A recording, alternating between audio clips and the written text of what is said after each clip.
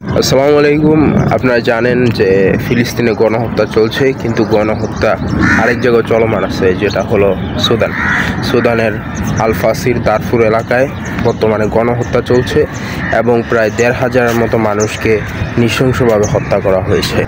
এবং টানা যুদ্ধ চলার কারণে এবং অবরোধ চলার কারণে সেইখানে বর্তমানে খাবার, পানি এবং ইলেকট্রিসিটির প্রচুর অভাব দেখা দিয়েছে। এই গণহত্যাগুলো হচ্ছে মূলত আরএসএফের দ্বারা, যেটা হলো র্যাপিড সাপোর্ট ফোর্স, যেটা হলো একটা বিদ্রোহী দল। এবং এই বিদ্রোহী দলটা আর কি আল ফাসির এর দাফুর এলাকায় গণহত্যাগুলো চালাচ্ছে।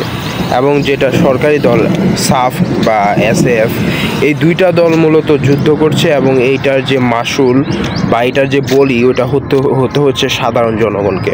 তারা মানে সামনে যেটা পারছে ওইটাই ধ্বংস করছে। হাসপাতাল, রেফিউজি ক্যাম্প, কোনো কিছুকেই ছাড় দিচ্ছে না, যাকে পাচ্ছে তাকেই হত্যা করছে। তাই বস্তুতই দেখা যাচ্ছে যে আরএসএফ যেরকম দায়ী এই যুদ্ধে শিশুদেরকে, মহিলাদেরকে, বৃদ্ধদেরকে মারার জন্য, সেরকম একইভাবে ইউএই বা আরব আমিরাত যেটা বলেন ওইটাও একইভাবে দায়ী, কারণ তারা অস্ত্র দিয়ে, গোলা বারুদ দিয়ে যেভাবেই হোক তাদেরকে সাহায্য করছে।